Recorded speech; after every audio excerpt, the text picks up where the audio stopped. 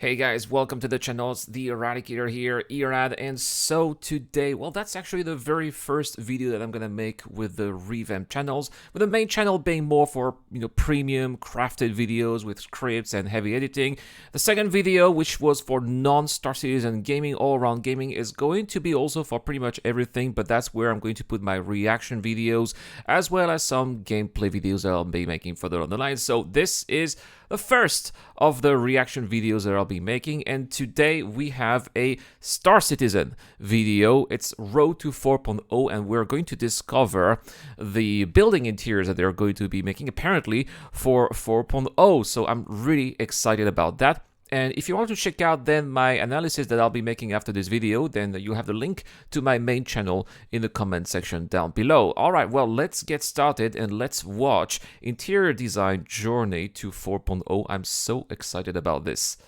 This week, it's another Journey to 4.0 special, where we jump farther ahead and take a look at work scheduled to make its Persistent Universe debut in the upcoming 4.x branch of release. So normally they do these, these episodes, these weekly episodes, because inside Star Citizen, if you're not familiar with Star Citizen, but Journey to 4.0 was kind of like a series, mini-series introduced during the last season con, the main Star Citizen convention that we have every year. But seems like that is a special edition that we have instead of a regular inside Star Citizen. So it looks like they're going to be deep diving into what they are creating for the next major change for that game. And this week, we're proud to bring Star Citizen art director Ian Leyland back to share with us I love Ian. He's awesome. Inside the buildings of Star Citizen's landing zones.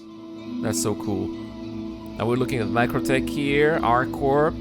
Seems nothing has really changed here. I think the Orison was built with the interiors in mind, and that is the so those interiors is something we've always wanted to do. Okay. Because of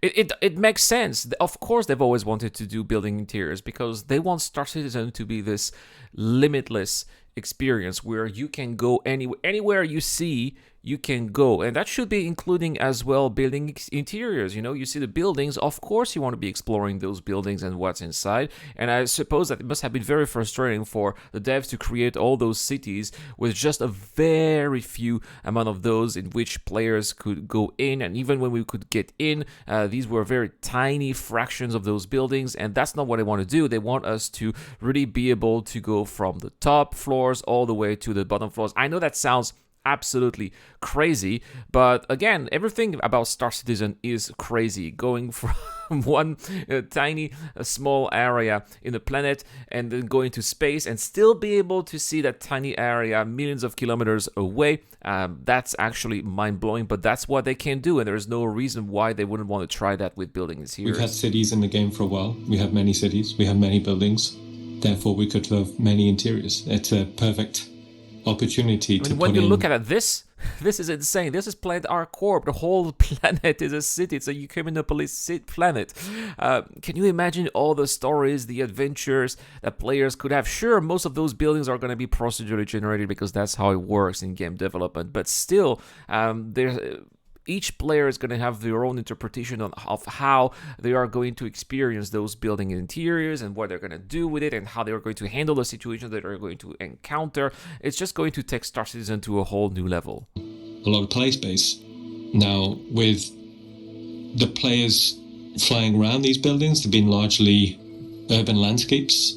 Which, by the way, is very interesting because I remember back in the days when they were introducing those planets, it was just impossible to fly around. They had those those really ugly no-fly zones, which were like orange bulbs, and then you were magically crashing your ship onto them. They were like huge force fields around cities, and it was just very frustrating. So I'm glad that those are gone, and they're just giving us the freedom to go around. But they had the problem is that the original cities, the buildings were not made with the level of details that allowed players to have a decent experience if you look at them up close. It was all smoke and mirrors. So that's also what they're doing here with recreating those cities, starting with Lorville in 3.19, and then they're probably going to be doing that with the other cities as well, is just to give us the impression that, yeah, you can go inside those buildings, and probably, those buildings aren't going to have windows, because that's also something that exists in Star Citizen, right? You got windows. From the inside the windows, you can look at what's outside, and from outside you can look at what's inside. That's that's also probably something that's going to be happening too. We've done a few landing pads to get the players in and out there, but really the real good stuff was on the inside. So until now, we've been on the outside wondering about the inside, and today we're going to talk about the inside looking outside. Ian here trying to copy Jared here with the puns. This one. Journey to 4.0. It's been a long journey. This journey to 4.0 has lasted 4 years, guys.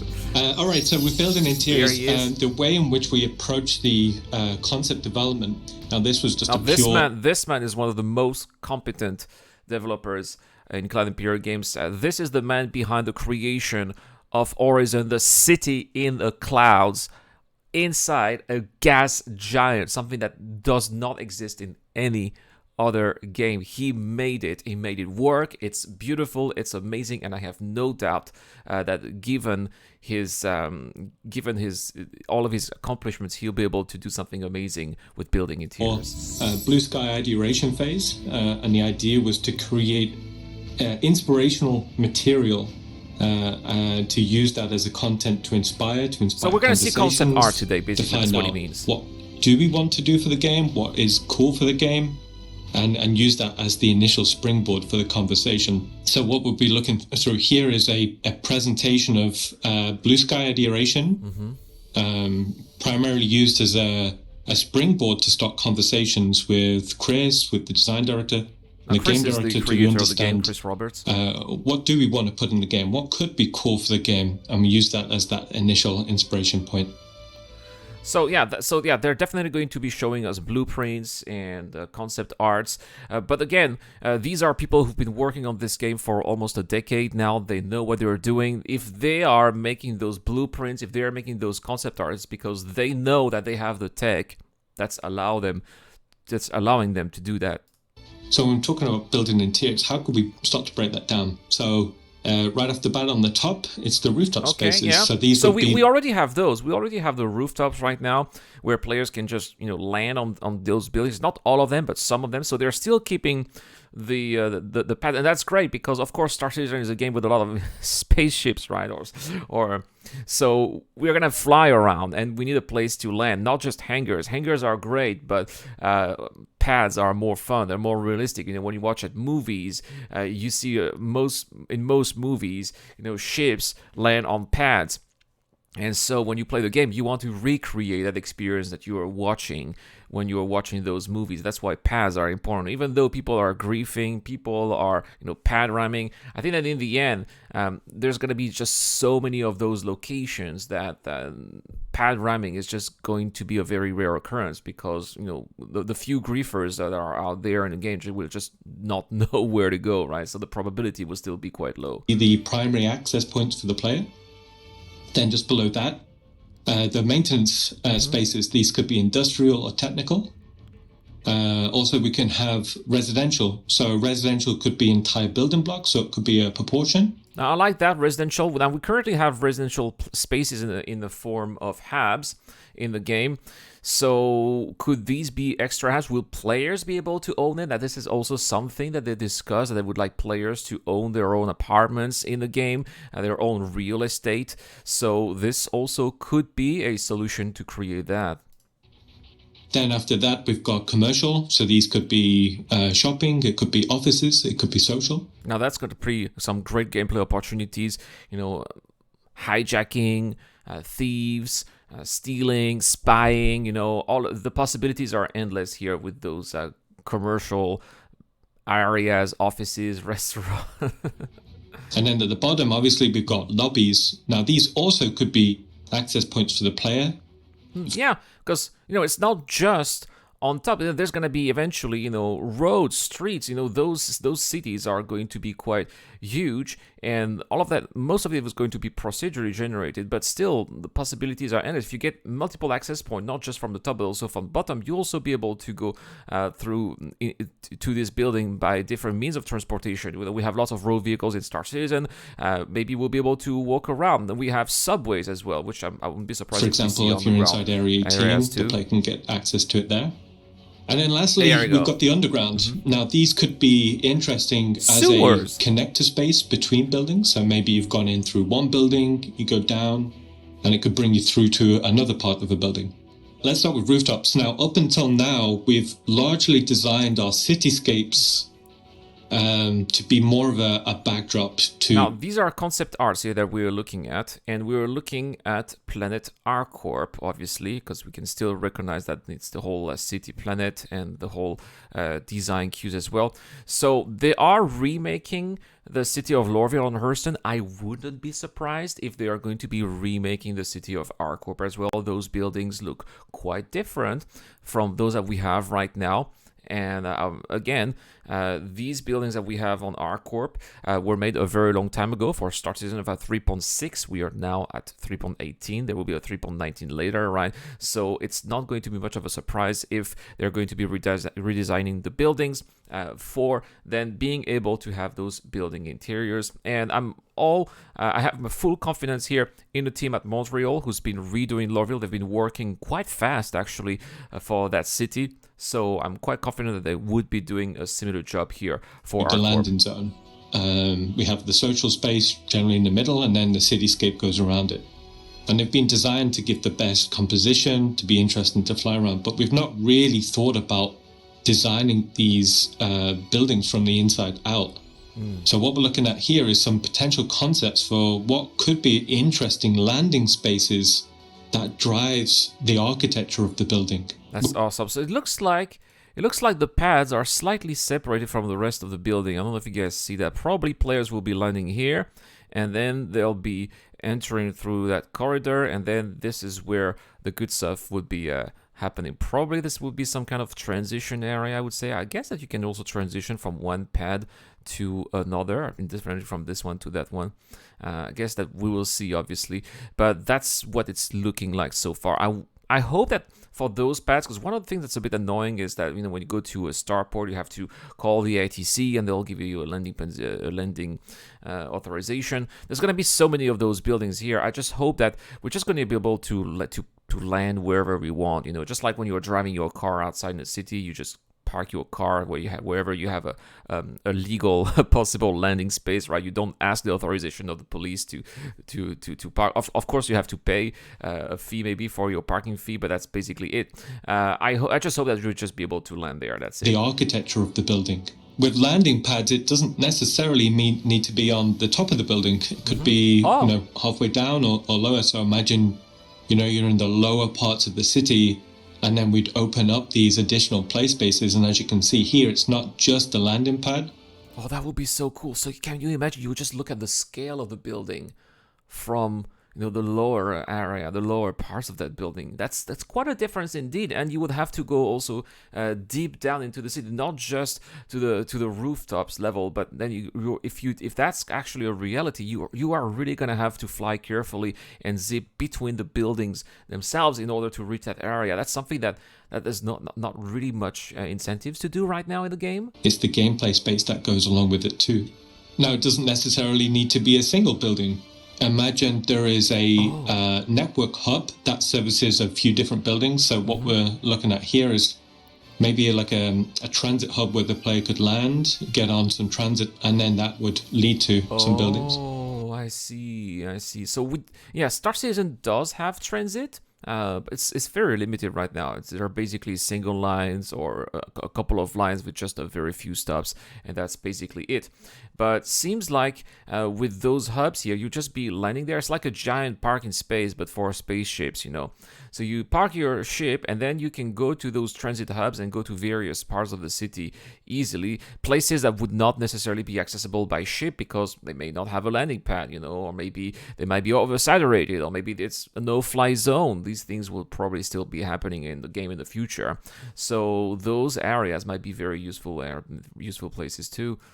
Okay, so maintenance spaces. So these could be really interesting in terms of player interaction. So that's the top of the building. Dealing with the power or the maintenance of the building. And then also you could have technical spaces. So these would be more for technicians. It could deal with the data or the communications. I love that. Or it could be with the power, you shut down the power in a building. Everything is, you shut down the alarms maybe, and then you go do your bidding in the building, and then you wait until eventually some technicians come and repair the building. This could be also another player-generated mission. That's awesome. I'm loving here what I'm seeing, that they're thinking about that possible kind of gameplay. And what we're looking at here is potential some, gameplay puzzles where the player has to work their way inside the main operation booth. So moving on to residential. So there's a huge amount of potential here. What we wanted to do with residential is two things. One, explore houses here? Investigating the potential player housing. So with that, we want to be able to... Did you say player house? Yeah, there we go, right? Player houses. Create a variety of interior layouts. For a long time. Your own and house. Also we want to explore a variety of architectural styles. So when we're looking at potential housing layouts, we wanted something fairly modular in a way in which we could create a variety of combinations. That's going to be through procedural generation, of course, but it definitely makes sense that they want to have different types of architectural style. There's going to be different types of people in those cities, working class, middle class, high class, and just like in real life, those people live in different types of buildings with different interiors that obviously look more or less luxurious, and that's also something that they're going to be recreating out there. So whether it's living spaces or... How is the place new? Is it worn out? Was it built recently? Was it built with a long time ago? I guess that those are also going to be showing as well. Habitation spaces or social spaces. And also here we want the place to eventually be able to populate the player-owned habitation. So you see here like a first indication of how, the sort of dressing styles that you'd be able to do. Outside of something that's fairly utilitarian, we also want to do something that could be fairly high-end. So here we're just exploring some ideas about what there a you go. space... If you are rich and Star Citizen, that's what you'll be able to buy. And I'm pretty sure that there's going to be people who will want to have a house like that in Star Citizen, for whom it's going to be an accomplishment. They're going to be grinding really hard, all the train lanes or mining, and then they'll be able to afford something like this. Feel like on a different architectural style, and more generous windows, interior spaces dedicated to more than just habitation. And these would be focused on other landing zones. So imagine you come across these in Area 18, or it could be when we come to Terra.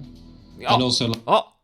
Did he say Terra? There you go. I knew it. This is something I've been saying on this channel, on the main channel, for a long time. After Pyro, which they're working on, it's hopefully going to be coming up early next year. Then we're going to have Nyx, because they've also been working on the planets of Nyx. We've got Delamar, and already a landing zone that's already been there, and it's connected to Pyro as well. But then it's got to be Terra. They're working on the phone now on Terra as well. We've got the Space Cow from Terra, and there you go. He did mention Terra right here. He's preparing. I know I'm speculating here, but that's something I've been saying for a long time. After Nyx, it is Terra, which is like the Earth-like type of world with this majestic city, the city of Prime that they are creating over there. And of course, they are building. They're going to building this building interiors with then Terra in mind, because Terra is going to be the place where players will want to live and explore and just dream that they're living in this alternative reality. Stanton is okay, but it's a bit too corporate, a little bit too dystopian. The place, the dream place, is Terra, and just mentioned it. I'm so happy. Like I said, it could be informing future player-owned habitation architectural sets. Now, outside of the living quarters, there's also the social spaces just outside. And we want these to be more than just the corridors that we're seeing. Yeah, because that's really what we have. Right now, you just leave your hab, it's just a corridor, and you go take an elevator, you leave the building. So they want that to be a little bit more. I suppose that these are going to be the common areas. Maybe people can have a snack. There's a little common kitchen there. A foyer where they watch the TV, and these are, the apartments are going to be located behind those doors. The game right now. So these could be multi-layered social spaces, and these could also inform advanced traversal routes for the player to be able to get inside these habitation rooms. So as we're talking through various... Wait a second. Are we looking here at building interiors for her? Yeah, that is Hurston. Look at that. He got a guard behind the foyer. There's a damn guard guarding all the workers who are so tired. And there's that picture of some guy from the Hurston family right there. This is awesome. This is awesome. I love Hurston, by the way. It's one of my favorite landing zones because of this precisely oppressive ambience. Definitely the place where you want to be in the elite class, because otherwise it's going to be a little bit mentally tiring, and that's what I want to recreate here in this concept art. It's awesome. These habitation rooms. See, even the high, that's probably looking like high class or middle class, and even when you are in the middle class, you're still reminded that you're just a slave. So as we're talking through various architectural styles, what you're seeing here is just a collection of ideas.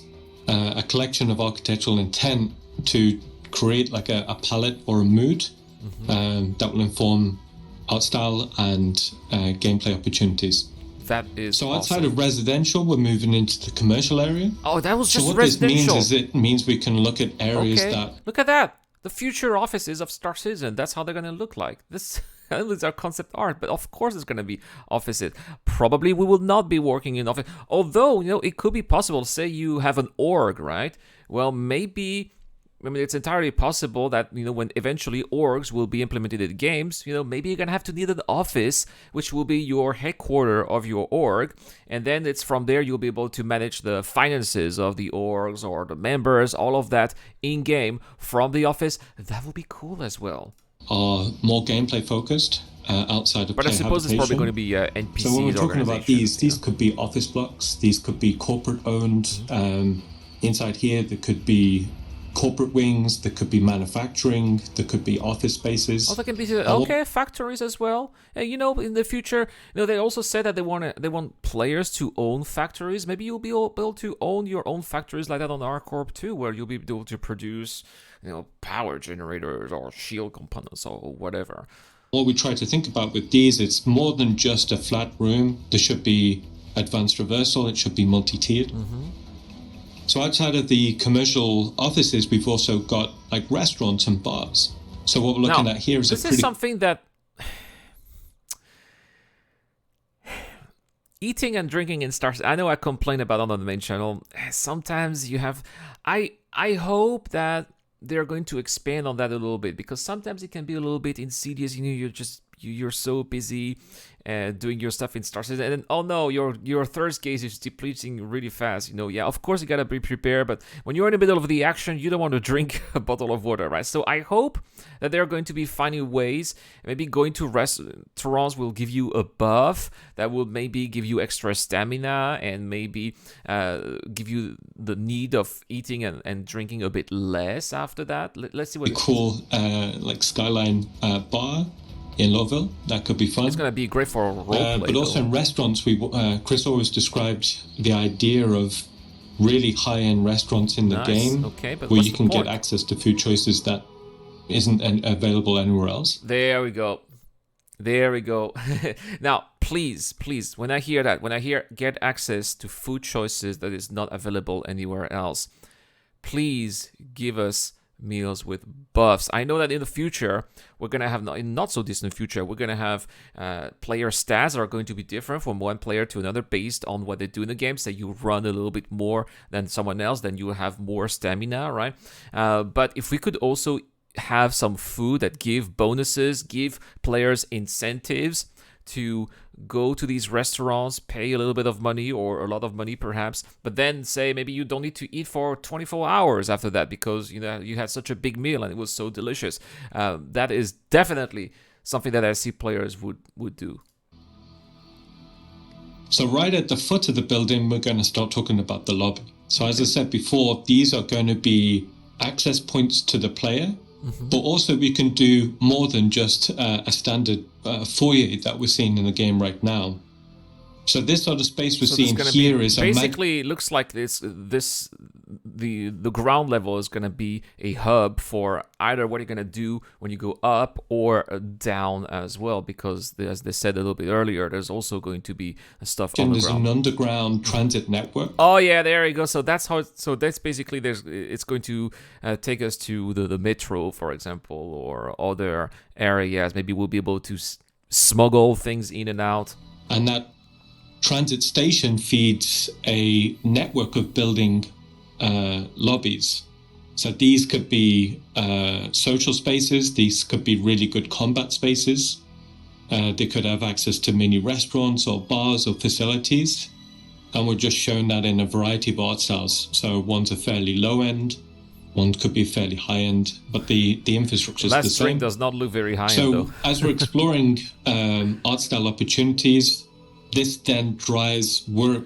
Now, there's one thing here that I'm thinking of is like, one of the main problems that we've had with Star Citizen was that all these locations that they were adding bit per bit had such a strain on the servers that eventually it became hardly playable. The server tick rate was just at an all-time low. Servers were crashing all the time. So there is no way that they're going to be able to put those building interiors right now. But remember, guys, this is 4.0. That means that when we're going to have Star Citizen 4.0, we are going to have server meshing. And what I suspect is that each of those buildings may be its own server. Maybe some parts of the buildings are going to be their own servers based on how busy they're going to be or not. And that's something that they'll be able to do when they're going to have server meshing. And that's probably why they're starting to work on now, because persistent entity streaming with 3.18 is almost out of the way. It's in PTU Wave 2. They're talking about open PTU for next week if everything goes right. So probably we're very close to the release of 3.18. And then they'll be polishing persistent entity streaming, but that's what they need to then do server meshing. The hard task was not necessarily server meshing. The hard task was persistent entity streaming to make everything persist in the game until the end of the game, basically, or until the game decides that it's time to clean up some entities that people haven't seen for a very long time. So, as a result, a lot of that content that players have been waiting for or dreaming about, well, they also wanted to make that content because eventually, they did talk about it, that they would like to make that. But eventually, all of that content had to be on the back pedal. But now that they know that the tech is here, the tech is being tested right now, that's why they're starting to create that content. That's why we're seeing those concept arts. And so when server meshing is going to be a thing, all of those building interiors will become a possibility because they're all going to be their servers. What you're going to be doing in those buildings is not going to be affecting the battle for Xenothreat that's going to be happening on the other side of the Stanton system. It's not going to be affecting what you are doing on Planet Horizon. It's not going to be affecting your FPS bunker mission somewhere else on some random moon. And that is going to be the true game changer of 4.0. It's finally going to allow players to experience the game the way it is without worrying about low frame rates, without NPCs being stuck, without the game crashing. It would be appropriate. So some would be more appropriate in someone like Area 18, some would be more appropriate in someone like Horizon, and obviously some would be more appropriate for future landing zones like Odessa or Prime. Whoa, Odessa? Oh, Odessa, there it is. So that's on Borea. This is the place where Direct Interplanetary is located. Okay, so that's what he's talking about. I love it. So maybe we'll see Odessa perhaps in Before Terra. I don't know, but it's awesome that they are starting to think outside of the Stanton system. And also when we're talking about lobbies, again, what we're trying to do is we're trying to describe multi-layer traversal spaces. Mm-hmm. So in these illustrations, you're seeing a variety of routes. Now, this is something that's obviously not possible right now, but in the future, when we're going to have 4.0, we are going to have NPCs that will be able to detect whether or not there are criminal activities happening, and they will be responding appropriately. Right now, it's just not possible because of the server tick rate, and so if they let players have guns in landing zones like this, it would just be a huge mess everywhere, and that they don't want people to have. That would be a terrible experience. But in the future, when each area is going to be its own servers, then the NPCs will be able to react appropriately. And so the moment, especially in those high security areas, the moment a player is drawing a weapon when it's not allowed to, all those securities, they're going to be popping and they will be hunting down that players, and that's going to be real actual security in the game, to then help inform the initial conversation with level design. Now finally, we're going to talk about the underground. Now this is, okay, I think, one of the coolest spaces. So rather than just focusing on the positive access to the building, we're going to look at... Wait. I'm just thinking of something here. I've been ranting on elevators for a long time. Please, Ian, if you're watching this reaction video, Ian, please. I know you guys love elevators at Star Citizen, at Cloud Imperium games, but sometimes they're not working. They may be broken after a patch, so please give us the ability to go from one floor to another with stairs. Even if it takes a long time, at least we will not be stuck with elevators. When you create those buildings, please do that in mind as well. And who knows, maybe we'll be able to shut down the power. Elevators are not going to be working, right? Just like in real life, there's no power and no elevators. How do people move in and up? They are taking the stairs. Please bring in the stairs in Star Citizen, Ian. On the positive axis of the building, we're going to look at the underground. Now, what this does, it means we can... Are we able... Look at that. They have arrows in there. Are we going to be able to go in there with ground vehicles? See what I mean? Access a whole area of play space that doesn't need to be contained inside the building. So within the lobby, we want the player to start to traverse down into these spaces, and these could be... That definitely does not look like a lawful place. Now, I love what he said here. Of course, underground facilities can be spread on a much larger area than the building itself. And so this can be, leading to secret rooms, places where, criminals might have had some secret hideout. Like underground here. Transit networks. They could be abandoned underground transit networks. This then could drive potential racing opportunities. Yes. When we was doing this, we thought, it'd be really cool. Like, what would it look like if there's an underground street race going on there? That is so cool, indeed. Probably in the sewers, right? Underground fighting club. I would love to have a fight club in Star Citizen 2. Yeah, look at that. They got the Dragonfly racing in the sewers. That could be quite amazing too. Yeah. Also, there could be traversal opportunities. Like I said before, if the player wanted to go into one building, down, and then through. There you go. That's what we're looking at here. Infiltration. Going from, you land at an area where there's no security and you go towards the building where you want to go unnoticed by the underground, and then you go up, and that's where you do your mischievous activity, and then you go away through the underground the same way that you went in. Through and then up into another building. What would that traversal network be like? Especially if we're thinking about if it's an older part of the underground of a city, maybe it's less used, people have built up. That would instantly inspire a whole bunch of traversal and investigation missions there. I see that they're going to do a lot of that on... remember that ArcCorp is basically Coruscant in Star Citizen. It's like this mega city planet where they just build on top of all the buildings and on top of the buildings, when they have hundreds of levels. So that's what I want to do. It's just can keep on building and building, because every area can potentially be its own server. So they are not limited they're not going to be limited anymore by the game world, because the game world is going to be limited by how many servers you can have, which is just mind-blowing, It's mind-blowing. Or maybe there's an old aqueduct or an old infrastructure underground. This could be perfect for underground street racing or other racing opportunities. So in a nutshell, what we looked at is a blue sky investigation into what building interiors could be like for the game. Could be. These are essentially dungeon kits. We want to be able to... Of course, dungeons.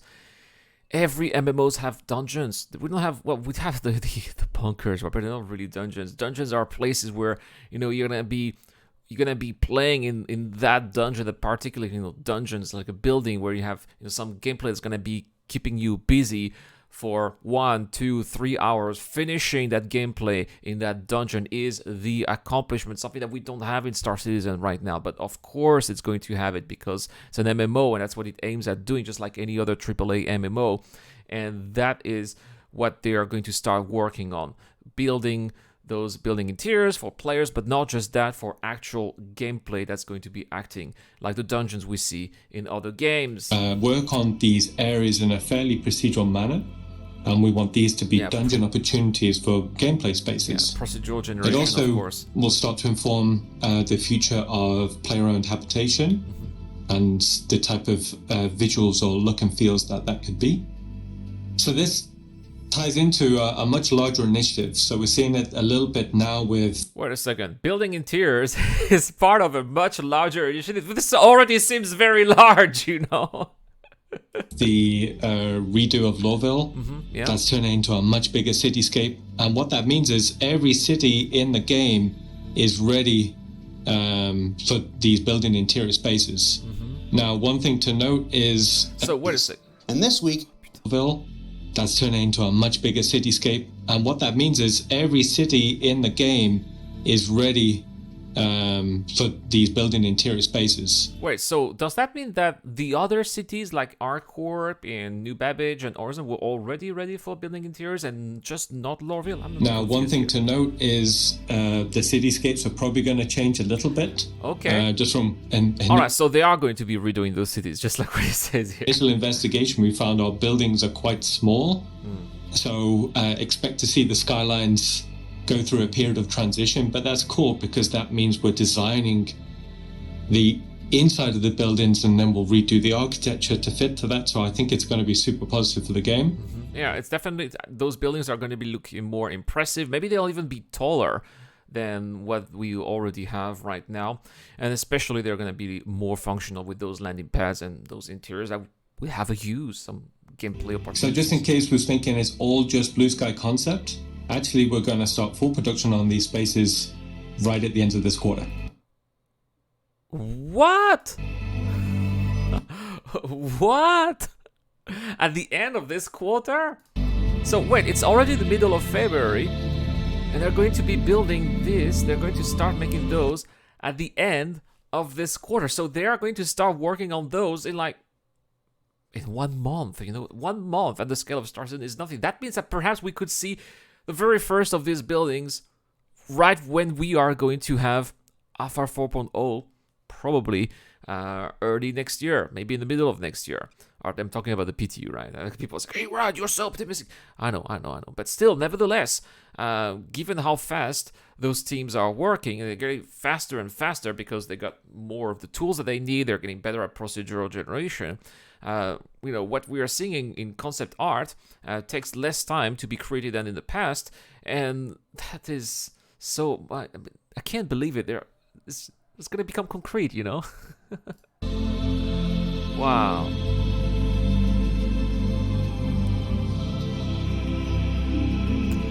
Very cool. That is awesome work, by the way. This is awesome. I'm sure that they are going to be rebuilding our. Can you imagine all of this in one big building like this? It's going to be a dungeon that you'll be able to explore, from the top all the way to the bottom with gameplay at each level. This is insane. My mind is blown. My mind is blown what I'm seeing here. So, what did we learn this week? Well, we learned that much like the new underground facilities we showcased before, building interiors will be a new series of modular set pieces, enabling a whole host of gameplay opportunities, from trade to exploration to combat and PvP and much more. Even trade? So you're going to have trade terminals inside those buildings? Whoa. And that, much like those new UGFs, they're going into production now, and in fact, by the time this airs, will already have started. And what? They've already started? They're not even in the... That is crazy. They've already started. Journey to 4.0 may have Pyro at its center, but it will still continue to evolve all aspects of Star Citizen and the existing persistent universe around it. Now, we'll be back with more Inside Star Citizen next week. Wait a second. But for our Journey to 4.0, I'm Jared Huckabee, and we'll be back in about a month or so with our next big look forward. All right, so we're going to have another 4.0 in a month. Guys, this is crazy. So 4.0 is not just power. I was thinking it's server meshing power. There's actually so much more than that, guys. And that's what we learned in this video. All right, well, guys, that is all for this reaction. I did not expect that. But this is awesome, guys. Stay tuned to the channel. Don't forget to subscribe if you have not. This is my second channel where you're gonna see reaction videos like those, gameplay videos. I'll do that with other games as well. It's been the Eradicator. I'll see you guys later.